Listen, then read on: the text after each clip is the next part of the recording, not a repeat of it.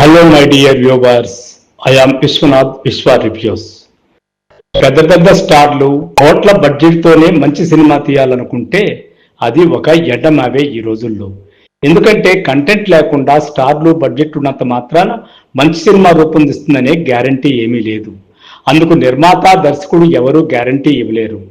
కథ కంటెంట్ ఉంటే ఒక మంచి సినిమా తీయొచ్చని నిరూపించిన వాళ్ళు ఈ మధ్యలో వచ్చిన సినిమాలో 3 BHK అనే సినిమాను చూస్తే మనకు అర్థమవుతుంది.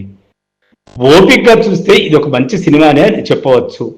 వ్యక్తిగత ఆస్తిలో అత్యంత ముఖ్యమైనది స్వంత ఇల్లు. అంటే మనిషి అనేవాడికి స్వంత ఇల్లు ఒక కల లాంటిది. అది ఒక ఆస్తి కాదు, అదో పెద్ద సెంటిమెంటు. ఎందుకంటే తన కుటుంబం అందులోనే నివసిస్తుంది. భారతీయులు కుటుంబానికి ఇంటికి తేడా చూడరు కూడా. ఇల్లు అంటే కుటుంబం అనే కొంత భావోద్వేగ బంధం అతని యొక్క ఆస్తితో పెంచుకుంటాడు. మన సమాజంలో ఇల్లు అంటూ ఉంటే జీవితానికి భద్రత కలిగినట్టే అనే ధీమా కూడా ఏర్పడుతుంది. వారసత్వంగా స్వంత ఇల్లు సంక్రమించని అందరికీ అది ఏర్పరచుకోవడం ఓ పెద్ద డ్రీమ్. స్వంత ఇంటి కళ అనేది సమాజంలో అన్ని వర్గాలకు చెందిన ప్రజల్లో ఉండేదే కూడా.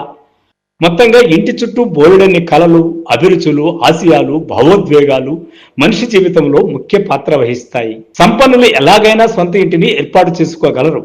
మరీ మాట్లాడితే ఒకటికి మించి ఇళ్లను ఏర్పరచుకోగలగడం, అందులో బాడువులకు ఇవ్వడము, అందులో సేఫ్ సైడ్ లైఫ్ను కూడా గడపడం అనేది చాలా మంది చేస్తుంటారు. ముఖ్యంగా ఉన్నత వర్గాల వారికి అదొక కళ కాదు, ఒక ఆస్తి కూడా.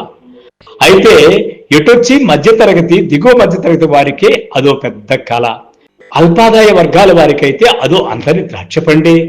వారు సొంత ఇంటి కోసం కేవలం ప్రభుత్వ పథకాల మీద ఆధారపడాల్సిందే.